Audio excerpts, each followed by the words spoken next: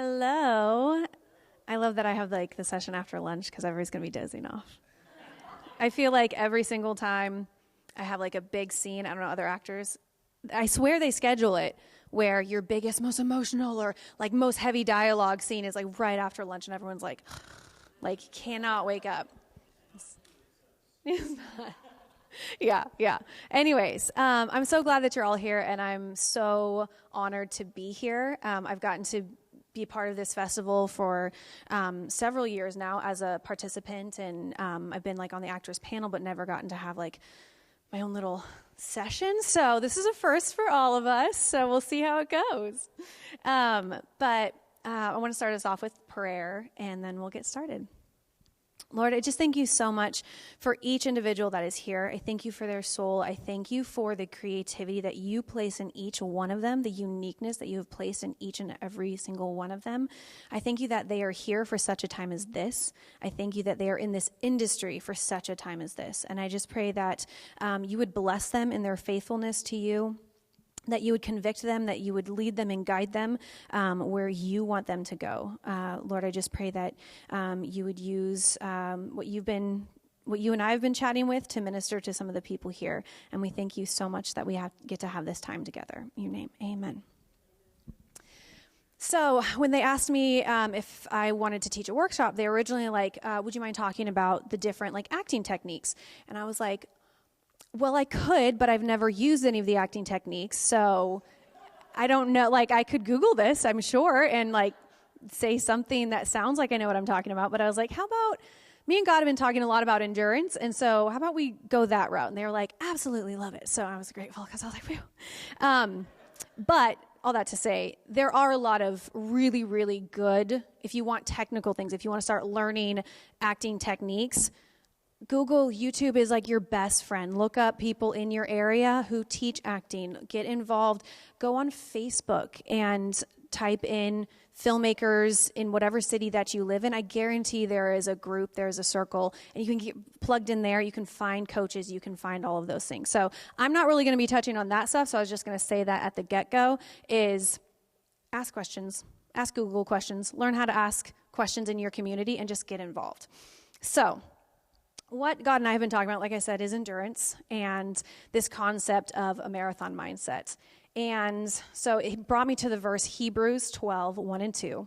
Therefore, since we are surrounded by so great a cloud of witnesses, let us also lay aside every weight and sin which clings so closely, and let us run with endurance the race that is set before us, looking to Jesus, the founder and perfecter of our faith, who for the joy that was set before him endured the cross, despising the shame, and is seated at the right hand of the throne of God.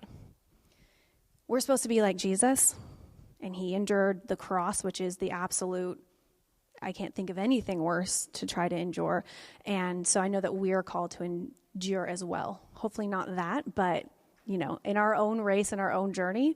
So the Bible talks a lot about endurance in the very next book, the first chapter of James. It says, consider it all joy, my brothers and sisters, when you encounter various trials, knowing that the testing of your faith produces endurance. And let endurance have its perfect result, so that you may be perfect and complete, lacking in nothing. We are promised to have trials. And in these trials, what we are also promised that if we let them, they will teach us something. I'm a firm believer in you will face the same kind of lesson until you learn it. So when you choose to learn the lesson that's being taught to you, then I feel like you kind of like get to go to the next level. You know, you get to level up and move on and climb that ladder and keep going. Because like I said, you can choose not to learn it. Then you'll stay in that cycle, because I know I have done that for a very long time, like longer than I would care to admit. But what God is teaching us is to endure. So I wanted to look into like, okay, what does this word that they're using in the Greek mean? The Greek word here is hypomene, I think is how you say it. I definitely had to YouTube that. And it means endurance, steadfastness, patient waiting for, cheerful endurance, so not just endurance, but cheerful endurance, and consistency.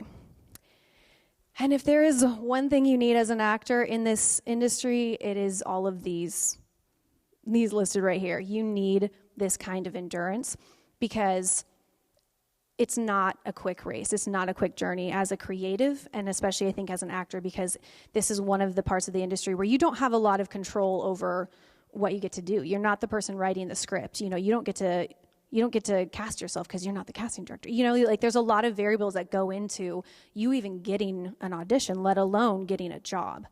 So if you're here to get a quick how to make it, I'm sorry, you're in the wrong place. I'm here to crush your dreams. It's not really how it usually works. Anytime somebody asks me about getting into acting, I'm like, well, my biggest tip would be if you can do anything else, anything at all that you feel like you would be fulfilled in doing and following God in doing, do that thing. 100% do that thing, because this industry and being the actor is, it's not red carpets and glamour all the time. It's not all that fun a lot of the time. But if you are called to do this, and if this is what you know that you're meant to do, I want you doing it. We need you doing it. We need good actors. We need actors with morals. We need people who invest in their craft. And so my goal is just to possibly help you not make some of the same mistakes that I have made in my past or things I've seen other people make, and just move maybe hopefully a little more smoothly than mine, because it's been clunky. Okay, so purely aesthetically, we're going to get real superficial. We're taking off our nice hats. Purely aesthetically speaking, which one of these athletes would you want to be? Which one would you want to date? Yeah.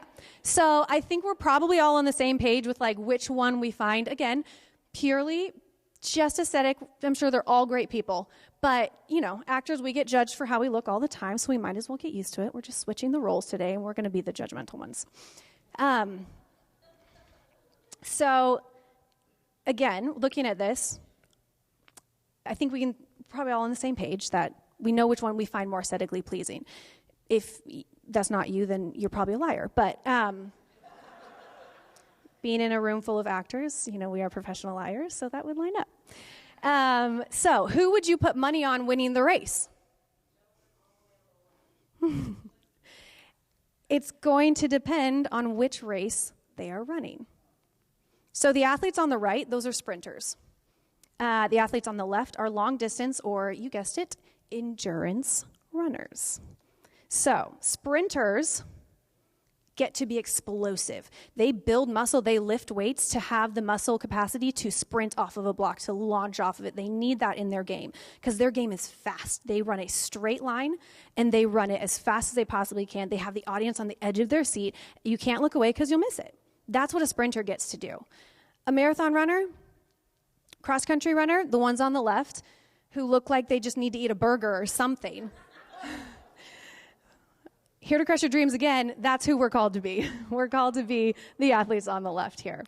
The endurance runners, not only do they look malnourished, but their race is really tedious. You can go and walk the dog. You can do a load of laundry. You can put up an 11-page self-tape, come back, and they will still be running. They still won't be done with their race. And you're like, holy cow, they just don't give up. They just keep going. So we don't get to be the sprinters. We don't get to be the buff, explosive ones who get to run the straight line. We're called to this kind of a race, the race of endurance. So a sprinter, when they take off, they use all their energy up within that short distance. That's why they can't run the endurance race. They're great athletes. They're just not, we're not running that race. We're not here to be sprinters. We're here to be marathoners because that's what the Bible calls us to be. And again, I think we can all say wherever we are at in the journey, we're learning that as actors, as creatives, it's a process. It's a journey. And I feel like that's kind of been the theme almost. I don't think none of us got together and hey, what are you talking about? What are you talking about? But Aaron was talking about the cost of commitment, there's a cost to it, and it's not just nothing's a quick thing in this industry. So if an endurance runner decides, you're like, you know what? I want to run the sprinter's race. Like, I know I'm competing in a race of endurance, but I'm going to run it like I'm a sprinter because they're just so much cooler. They look better, and it's more fun, and they, like, take off, and they're, like, way out ahead of everyone. It looks great. You're like, whoa, this person is, like, killing it. They're killing it out there. Like, they're doing all the things. But guess what? They don't have the stamina to do that. They're running the wrong race. They're going to burn out because they're not running their race. They're in an endurance race. If you run it like it's a sprint, you're going to fail miserably. Slow and steady really does win this race. And I know this from personal experience because I've been in this industry for over a decade, and I've been sprinting for a really long time, and I'm really tired. And what is devastating to me is to see, I feel like we've lost a lot of really good Christian filmmakers due to burnout. And we'll get there. But anyways, it's something I'm very passionate about is we're the only ones who can monitor where we're at. We're the only ones who know where we're at mentally, spiritually, physically. Other people in your life can sometimes see it and maybe be like, hey, like, are you good? But we can't rely on that. You know, we need to be in communication with God and make sure that we are running the race that He has set before us. So that green line right there, that's about what a sprinter would run. But we're not running that race. So we have to run the whole rest of the track. So let's pace ourselves, okay? I think Satan loves nothing more than when he sees somebody hitting burnout. When he doesn't have to do much if he just exhausts you. If you are too tired, if you are too mentally, physically, emotionally exhausted, he's won. He's good. Like, what does he have to do? He's not worried about you. You're over there just, trying to pick yourself up off the ground. So it's been a big challenge of mine to keep my focus on my race. And I'm sure we're all kind of that way, but like, man, especially with social media, it's so easy to see somebody else's race and be like, oh, they're doing it better, or they get this opportunity, I didn't get that opportunity, whatever it is. But we are in good company because Peter had the same struggles. So in John 21, this is Jesus talking to Peter, and he said to him, follow me. He's talking to Peter here. Peter turned around, saw the disciple whom Jesus loved following them. So Peter, upon seeing him, said to Jesus, Lord, and what about this man? Jesus said to him, if I want him to remain until I come, what is that to you? You follow me. And when I tell you, I was so convicted by this. I was like, oh, dang. Like, if we are trying to run somebody else's race, we're going to fail miserably. If I'm watching somebody else's race while I'm trying to run mine, like, I'm tripping. I'm turning when I should go straight. There's just no way that works. So,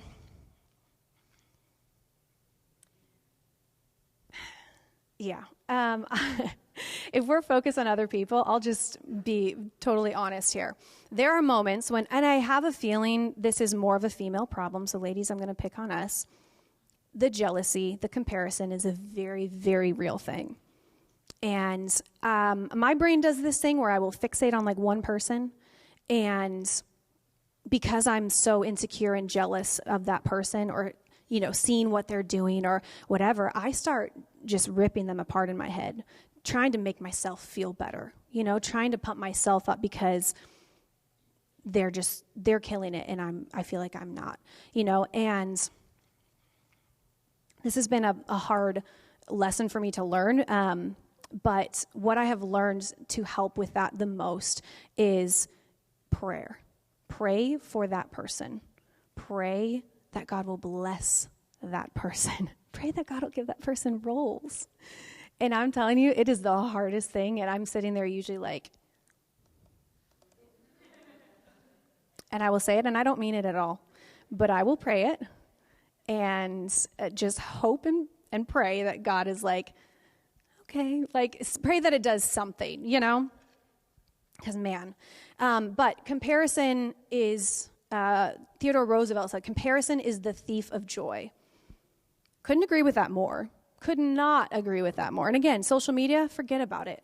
Like you open your phone and you're compared to everybody's highlight reel. What I would add on to this is that comparison is a thief of joy and your personality. If you're comparing yourself to somebody else and you think you should be like them, you're losing parts of you. You're losing the personality that God gave you. Not only is it a thief of personality, but I believe it's a thief of creativity. And as artists, as actors, like that is our biggest asset. Our biggest asset is our personality. Our biggest asset is the creativity that God gave us, like the unique personality that he gave you, the unique perspective on life that he gave you is absolutely invaluable because nobody else in the world sees this character the way that you see him, the way that you see this person. So Satan's just up there laughing when he's like, yeah, I got him. Like, there's nothing, like, that's what he's out to steal. The devil is out, the thief comes only to steal and kill and to destroy. And the Bible talks about how he's like a lion, like he's searching for you. It's not like it's not like you just like trip and fall and like, oh, I fell into sin, or, oh, this got stolen from me. Like, they're out there like he's watching you. Anybody who has cats knows that they will like stalk something. They'll creep up on it. Like, I'm a big cat person, so I know this. But that's what Satan is doing. And he's looking for your weak spot. He's looking for when you are not paying attention, and then he will pounce. But God, Jesus, came so that you would have life and have it abundantly.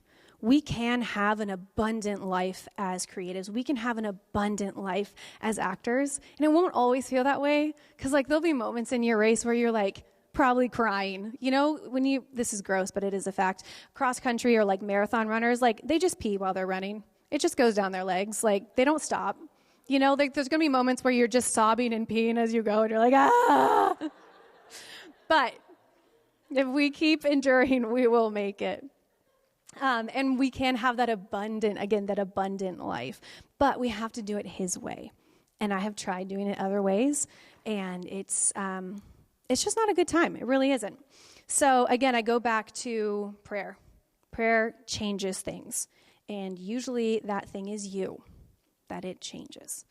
So again, going back to like praying for other people. And again, I kind of stress this because it's such a joy killer when you are comparing yourself to somebody else and comparing your journey to somebody else's journey. Is not going to look like anybody else. I think we probably, I can put money on that if you've been auditioning recently, there's probably somebody that you're like, they always book my role. Like they always book what I auditioned for.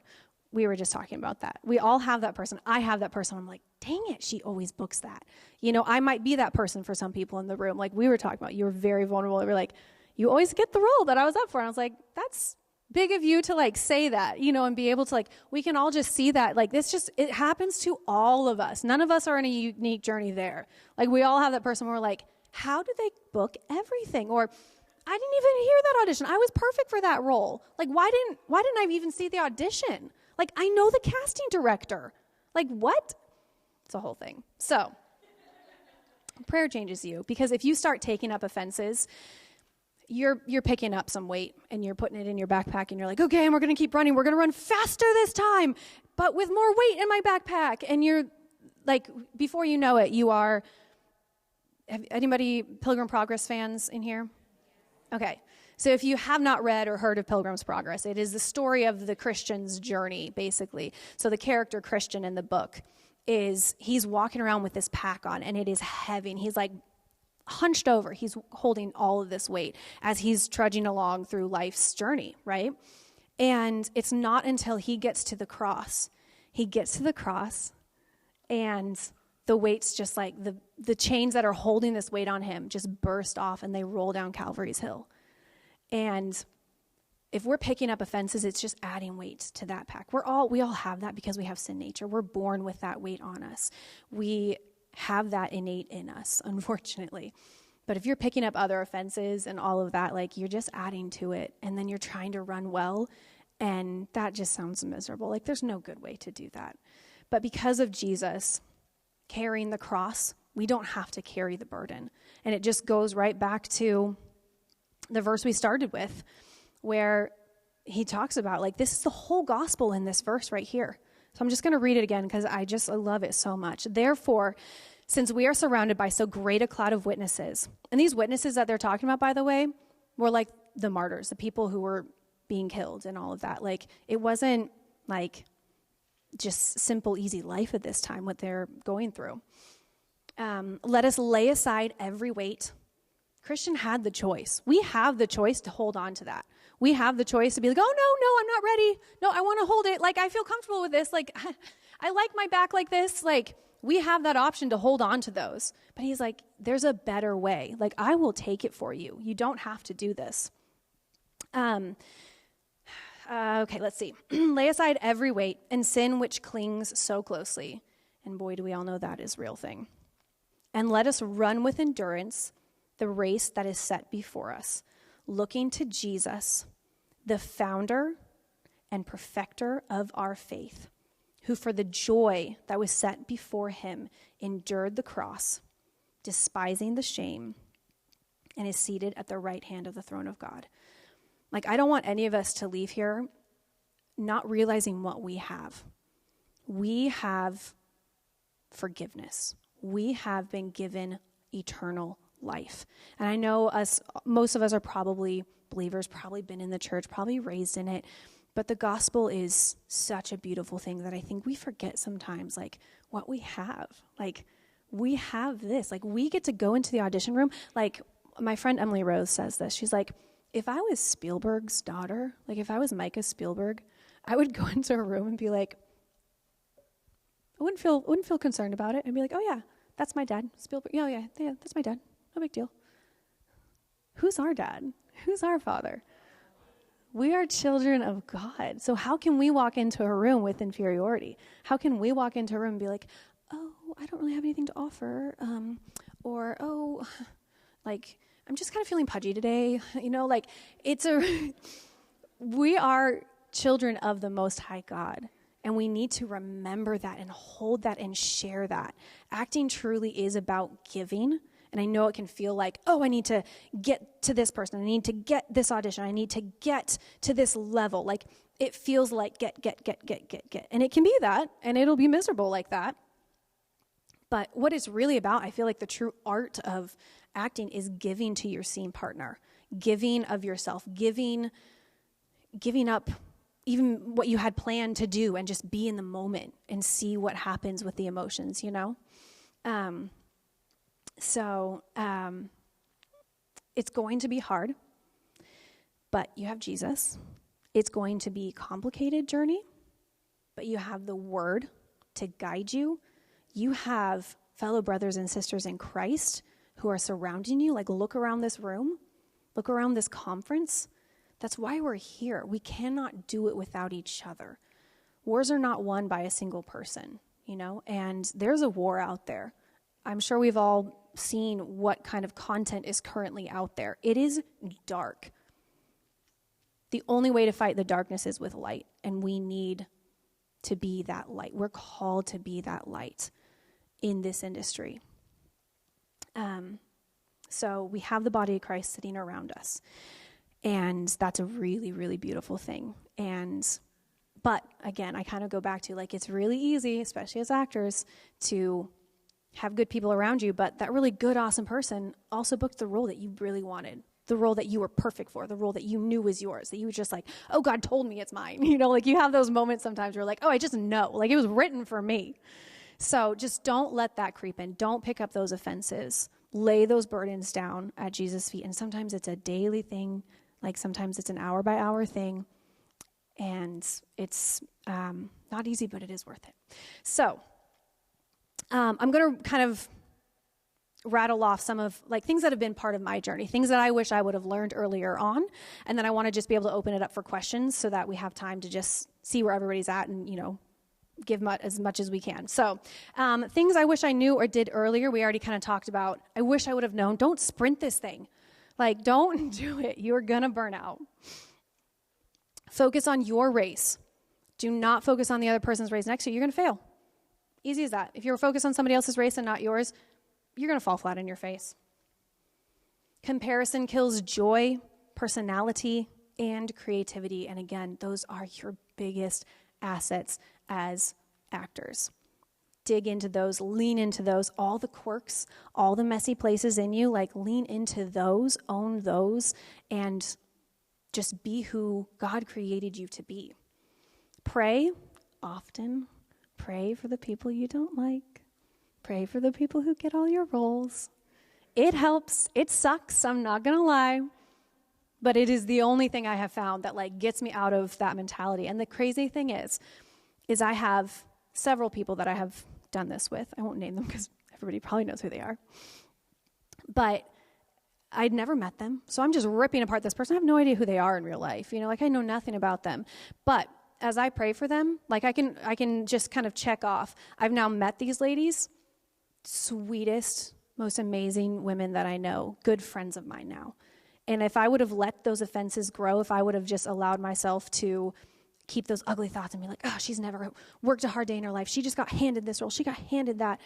I would have never been friends with them. And Satan, again, he doesn't want community around you. He wants you to be on your own. He wants you to not like people and have offenses against these other people. So stick it to him and pray for them. Go to therapy. No, this is not a joke.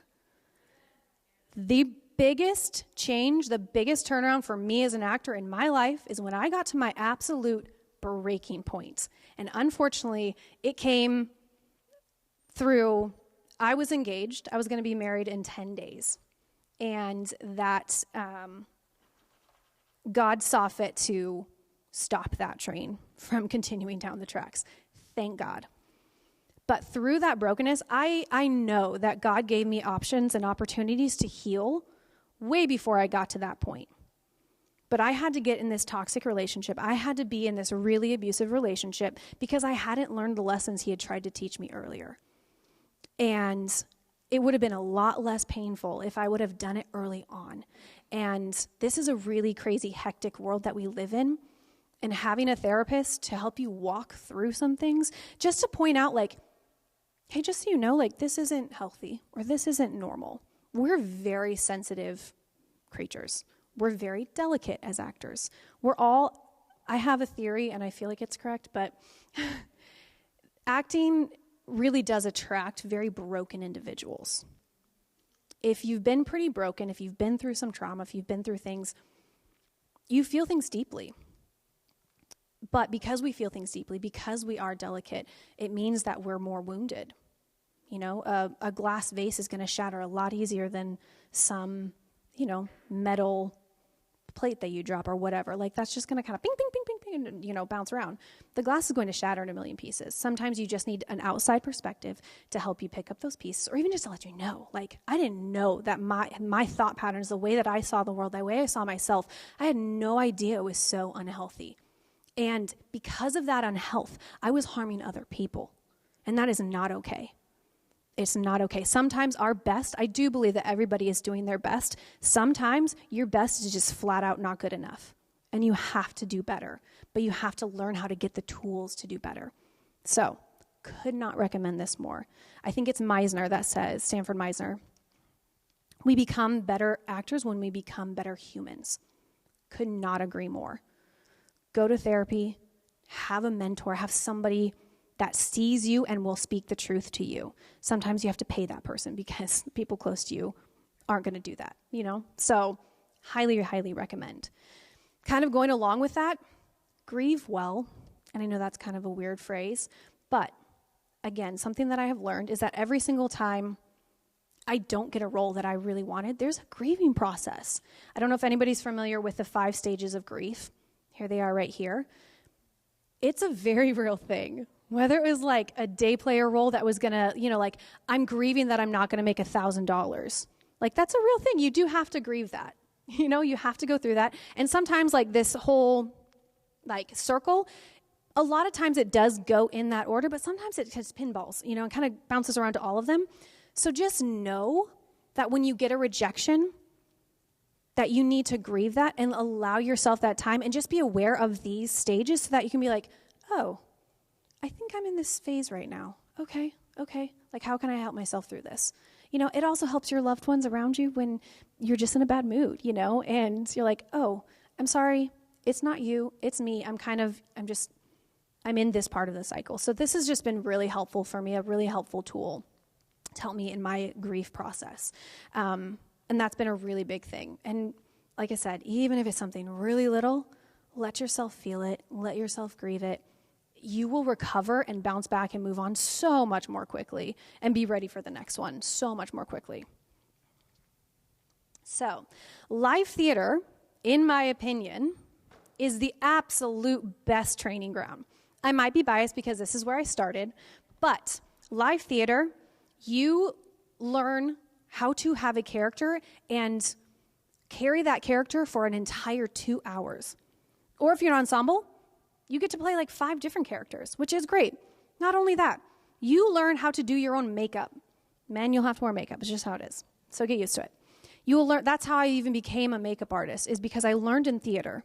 Like I had to learn how to do it, and then I ended up doing it on other people. And then I was like, oh, people make money doing this. Okay, well, I could kind of do that. So that's been like a side hustle of mine for years now. And theater is just, there's a lot of, look up some of your favorite actors. I guarantee a lot of them started in theater. It doesn't have to be musical if you're not a musical person. Get into live theater. My other favorite part about it is that it's free. Look up community theaters in your area. Go and audition. Find out when their auditions are, or just get involved on the crew side, and then dip your toes in. Dip your toes in getting on stage if you're scared. But it's free. You learn so much, and on top of that, you get connected with actors and with creatives in your community.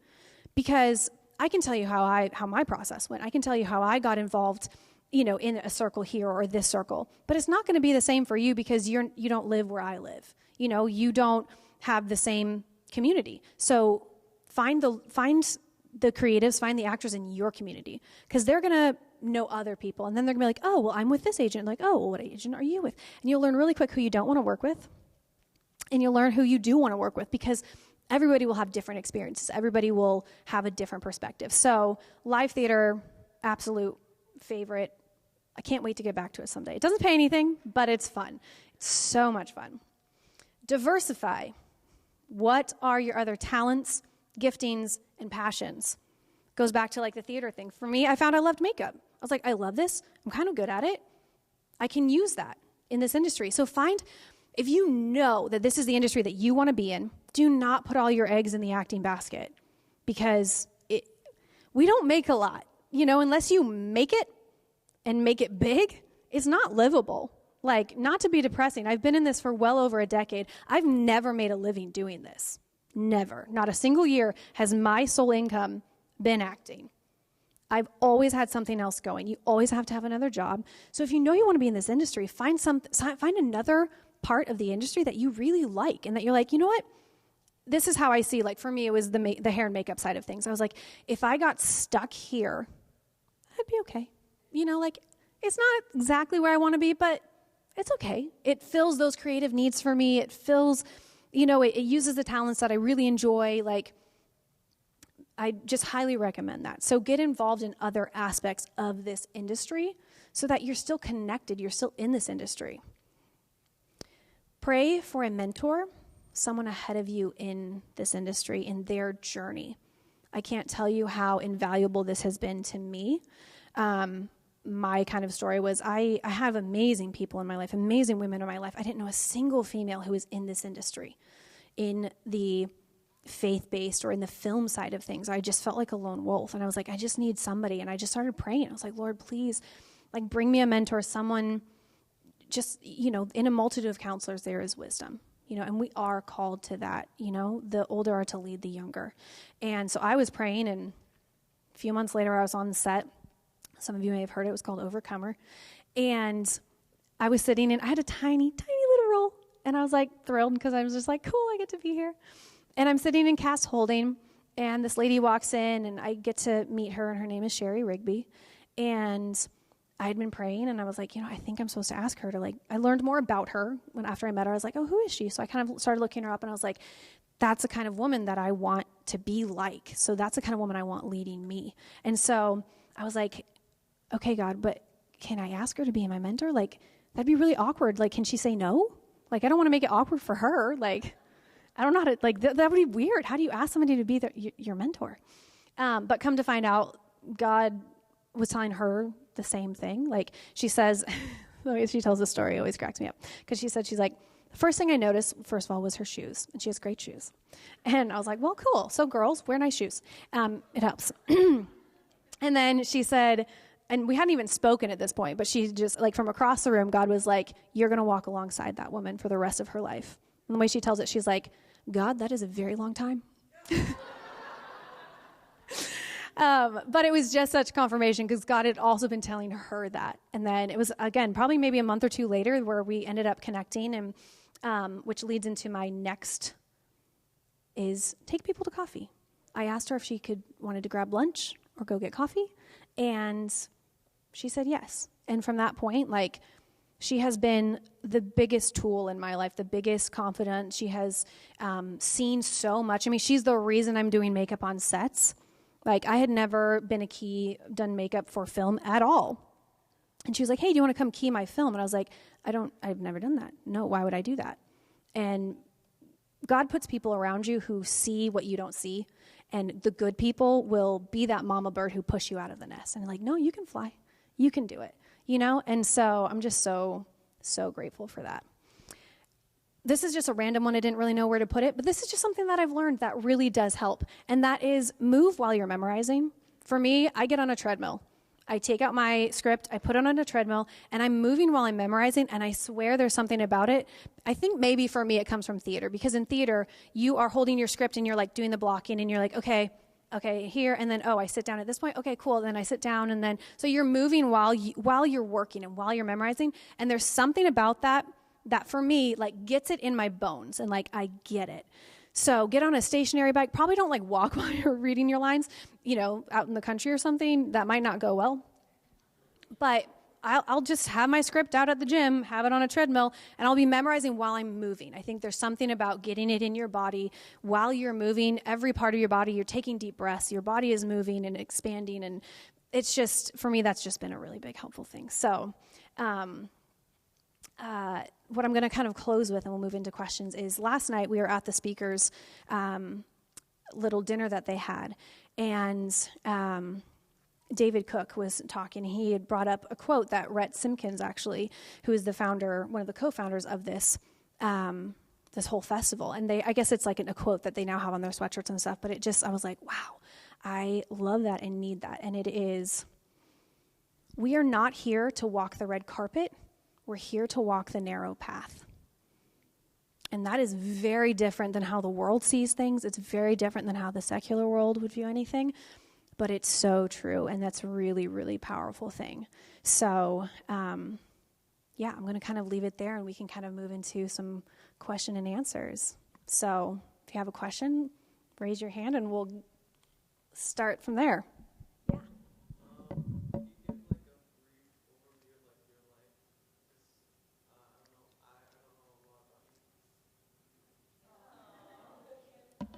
I meant to start off with that. Sorry. Missed that part. My name is Micah Lynn Hanson. Thanks for being here. So I am from a very small town in North Idaho, and I'm one of 6 kids. I was homeschooled my whole life. I was the shy, awkward kid. When I tell you I could not make eye contact with somebody, I am not exaggerating. Like, would not look a stranger in the eye, could not hold a conversation to save my life. I got into the industry. I was always, backtracking a little bit, I was always watching people because I was so shy and so quiet. I would just watch people. And again, that's really the best study that you need, is just watch people. I know you get all your stuff with comedy from watching people, right? People are funny. So watch people was like, it's just all I would do as a kid. And for some reason, I could kind of just like feel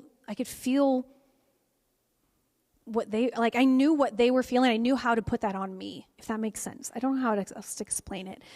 But I would watch movies, which again, I was kind of raised under a rock, so the movies were few and far between. But I would watch, like, if there's a child, and I was like, how do they do that? I don't even understand what that is. And then I saw, like, my first play, I think, when I was like 12 or 13. and it was Sound of Music, and there was kids, and I was like, how do kids get to do that? That's not fair. Like, I was like ugly about it. I was like, what? And so I was always kind of interested, but I never vocalized it. And I was 16 or 17, and my older sister was like engaged and getting married. My younger sister was like obsessed with like horses, and she had like her thing. And I'm just one of the 4 Hanson girls, and I was like, I don't know who I am. I don't have a thing. Like, I just need my thing, so I wasn't just one of the Hanson girls. Like, I just wanted my own identity. I just needed something. And my sister, no joke, brought home a newspaper clipping of, it said auditions at this local Lake City Playhouse.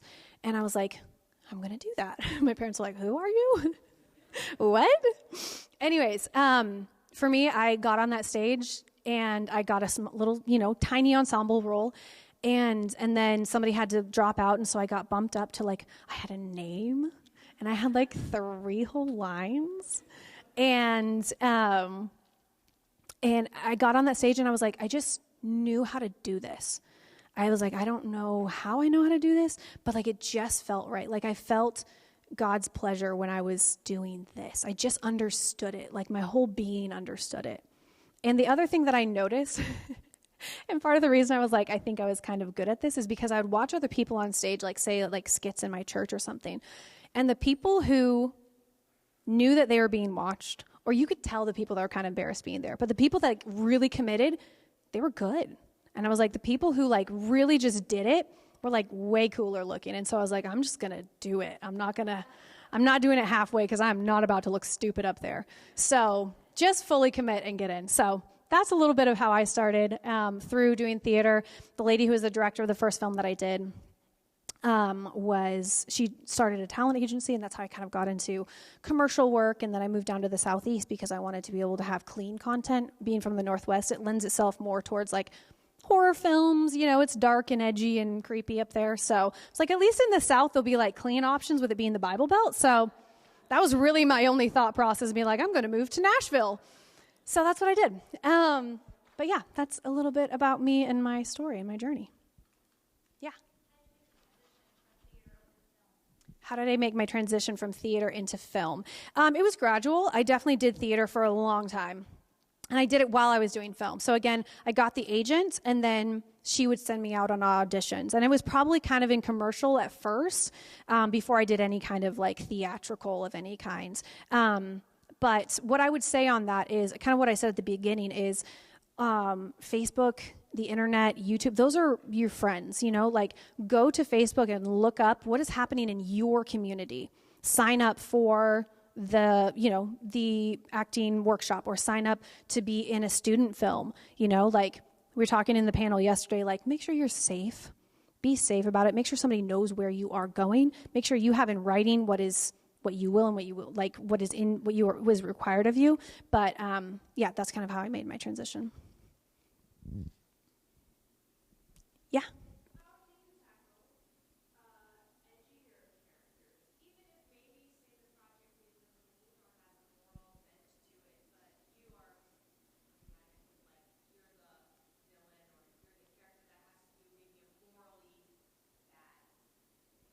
Yeah, I definitely struggled with this, and I actually talked with my pastor about this like years ago at the church I was going to at the time. And listen, you cannot portray a human being and not be portraying a sinner. All sin is the same. All sin is equally sin. So you're playing a sinner. So long as for me it doesn't compromise, like I won't do sex scenes. I won't do that. I will play an edgier role. I will play a sinner. Like, we're all sinners. Even if you're playing the best human being, if you're playing Mother Teresa, guess what? She's a sinner. So it is hard because you don't want to get, it's hard because like if you do something that's edgy or whatever, you're like, oh, well, will I get cast in the good character ever again? Or will I get cast by the faith-based filmmakers because they're going to see me having done this kind of darker, edgier role? So I think it's just something you pray about it, but just also know like there's some freedom in like you're playing a sinner. We're all sinners. So I would take it back to kind of what is the film itself. Listen, we need some good villains. Can we just say like the Christian film industry needs some good villains? And like I'm here for it. Like, I'm ready to be the villain. Like, I cannot wait to play, like, the villain roles. Like, those are my goal and my dream roles, just flat out. So we need those, you know? Like, somebody has to be Queen Jezebel. Like, come on. We can't all be Esther. So I don't think there's anything wrong with it. The way that I go about it, roundabout way of getting there, is that, I mean, just take it to God and make sure you have your boundaries and what you will and what you won't do. But don't be scared of the edgy rules. I think that's something, this is just me personally, and maybe I'm totally off base, but I think we need to take that stigma off. Like, good stories always have a really good villain. So somebody's got to play it. Yeah.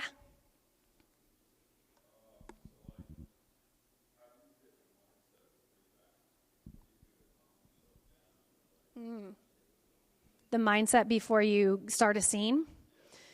This is a weird little trick that I use even like before speaking today. It's called alternate nostril breathing. If anybody knows about it, it helps me a lot. It's a weird thing, but you will literally like breathe in out of one side of your nose, switch, and breathe out the other side of your nose. And then you'll repeat that, and I'll do it in like the box breathing where it's like 4 seconds in, hold it for 4 seconds, 4 seconds out, 4 seconds hold, 4 seconds in. Like, I will do the box breathing with that.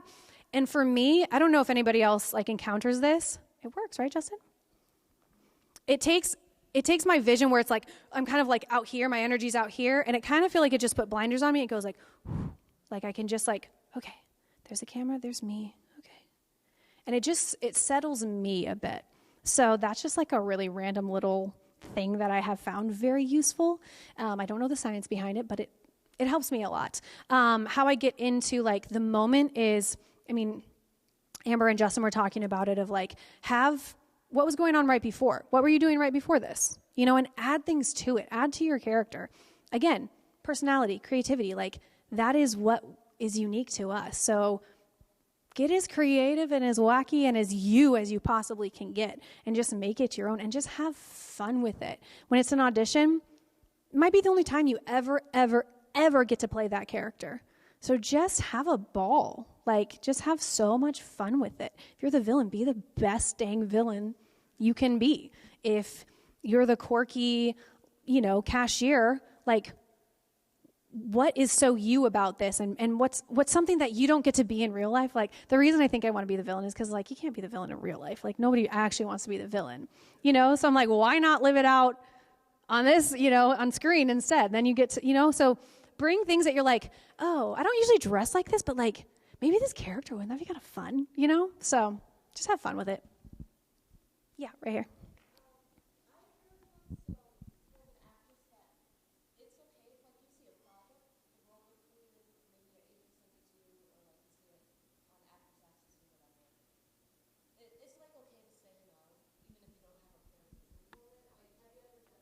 Uh, 100%. There's so many reasons to say no, even if it's perfect for you.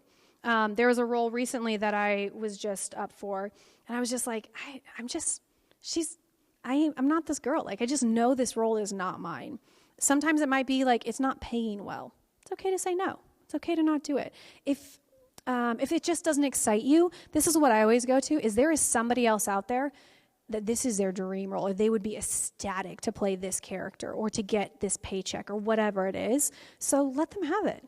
If you're not excited about it, not that you have to be over the moon about every single role, but if you're like, you know what, I don't have the time, I'm exhausted. Again, it's a marathon.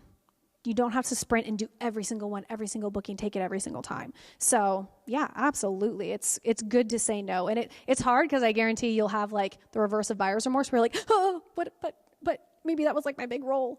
Like, let it go. There's always more roles. There's always another one coming up. So yes.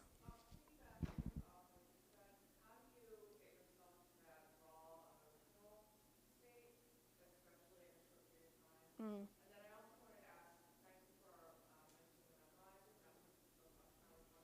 Mm.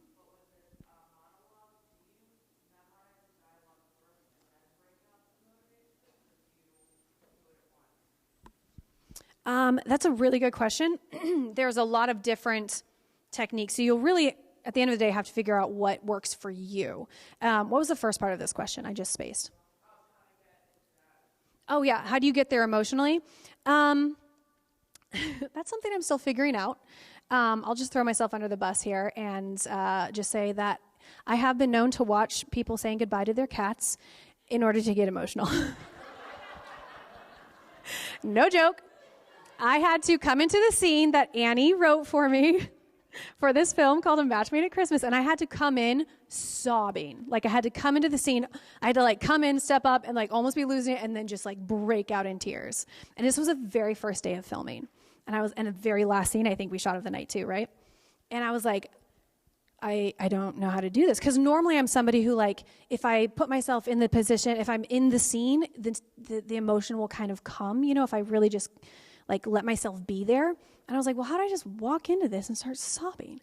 So I had my phone, and I looked up people saying goodbye to their pets, and I would, like, hold it in, and then they would be like, and whenever you're ready, Micah, and I would put my phone down, and I'd walk up, and then I'd just go, ah! And, like, let loose. So there's an unconventional acting tip for you. Can't say I recommend that, but other than that, I think it's just you finding what works for you. If I'm in a scene, again, just for me, it's more the Meisner technique that Amber was talking about. I tend to lean more that way. I've never really studied any particular technique, but I think I lean more that way, where you do the prep, you do the work, you show up, and you just be there with that person. You just believe what you're saying, believe what your character's going through, you know? But again, I'm not too proud to say that I'll turn on a sad video to get myself there. If it's music, some people will have a playlist that just brings up that emotion for them. I don't recommend method acting. I don't recommend that. I don't think it's healthy. I'm not a fan of that particular technique.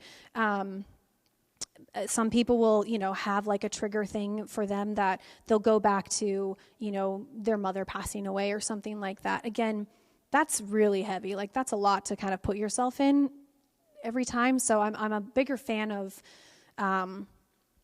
growing your imagination so that you can believe that you're this character going through this, and what would this character feel, and then it brings that up.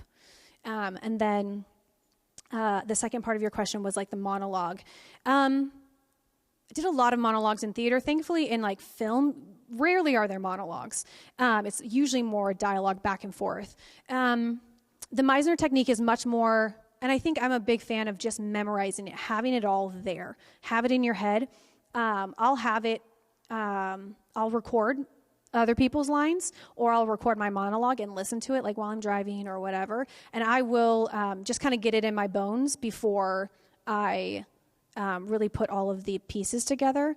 But if while I'm doing that process, I'll kind of start learning and feeling where like the peaks and the valleys are, where this would come out, you know, and you want it to be a roller coaster. You want to take people on a journey. Yeah.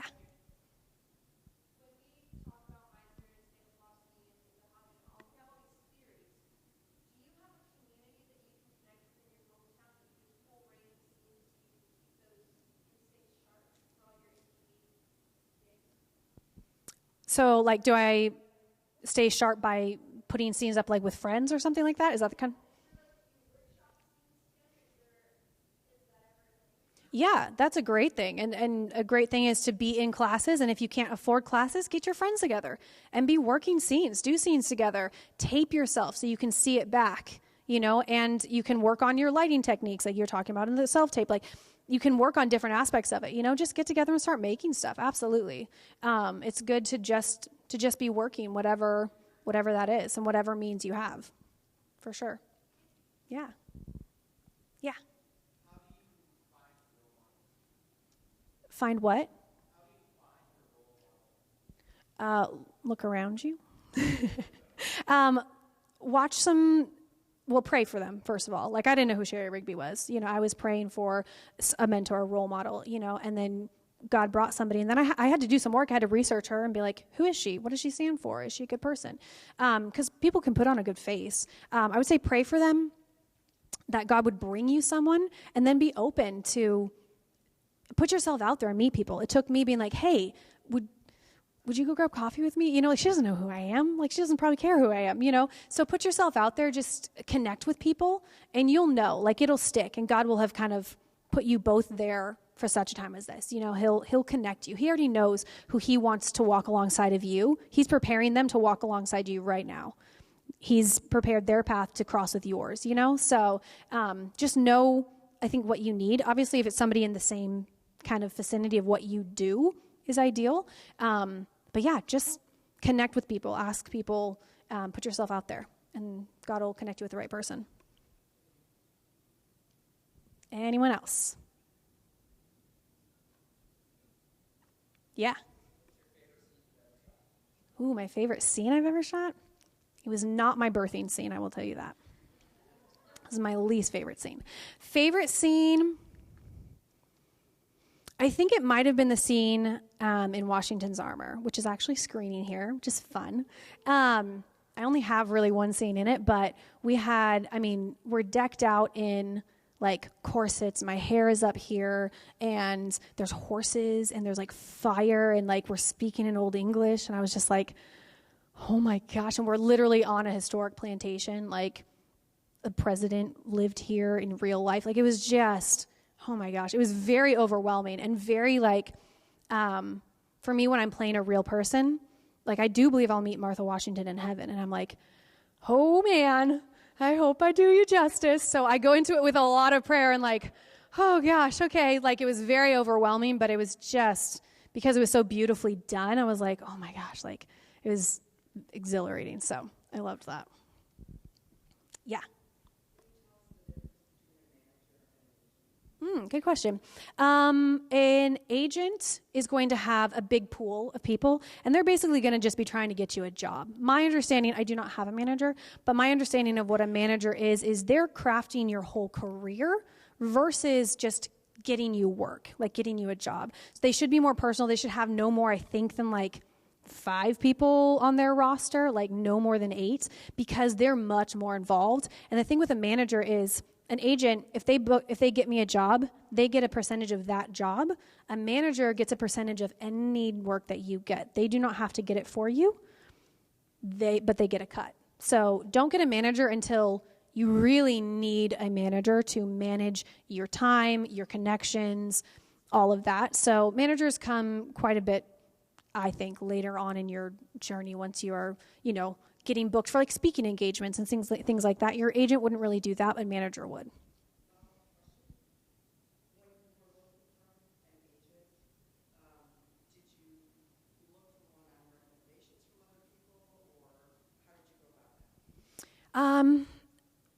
In my experience, agents, you'll hear about them, or you just ask other people in your area, like, what are the good ones? Who do you not want to stick with? Like, what is your experience with them? So I think it's both. They'll kind of find you and you going out to find them. But do your research, look them up, look at their websites, look at who they rep, look at the films that they do, that they've had talent in, and then connect with, you can even look on their roster and be like, oh, I know this person. Let me just Facebook message them and ask about them. So, did you have something, Aaron?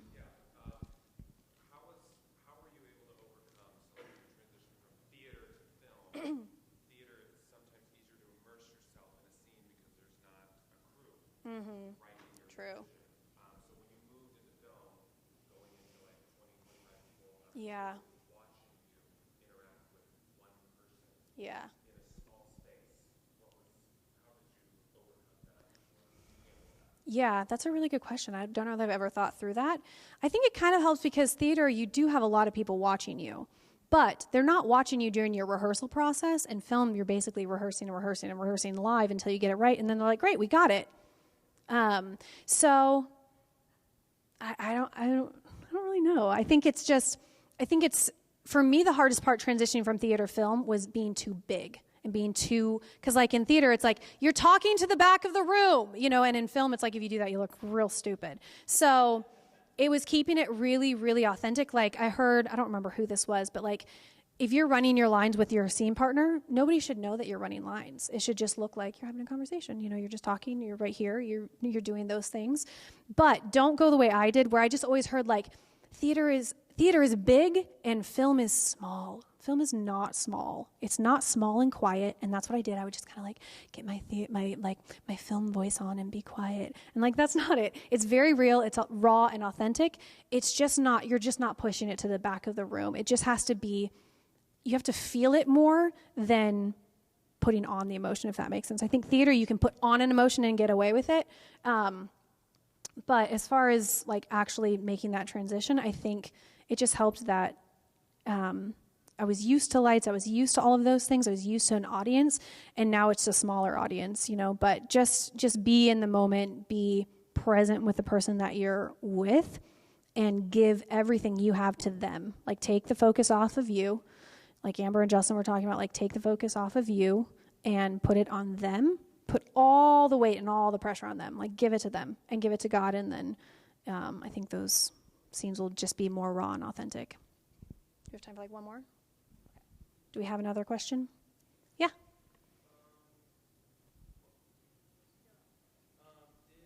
What did you do, like, when you, like, because, I've been burnt out a lot, so what, like, when you're just not feeling like you can work more, you're just exhausted, but you need to be, like, disciplined, but you're not motivated, what do you do in those kind of situations? So when you're kind of burnt out, but you're like, I need to take care of myself, but I also like don't want to lose my edge, right? Yeah, I think try something different. Go take an improv class, something you haven't done, maybe. It's okay to just take a break. It is okay to just like normalize stillness, normalize taking a break. I was just on Instagram and I saw everybody saying like Charlie and the Chocolate Factory, right? Where like the grandparents are in their bed and they're like, let's normalize whatever this is. And I was like, I feel that. So you can do a time of research. Maybe it's reading a book about a different technique. Maybe it's reading a Stanislavski book or a Meisner book, but like not taping an audition, not trying to get into the next thing or whatever. So maybe it's something as simple as that. Just find what's restful for you, but where you still feel like, I'm learning. Always be open to learning. Or just go out to a coffee shop and watch people. That's pretty non-taxing. We gotta go? Here's my information if you guys want to connect. I'm really bad at email. It's there, but I'm bad at it. You'll probably get me better on Instagram, but please reach out. You can email me. I will eventually email you back, I promise. But yeah, reach out. Would love to connect. If I can help with anything, if I can be a resource for you, please reach out. Thanks, guys.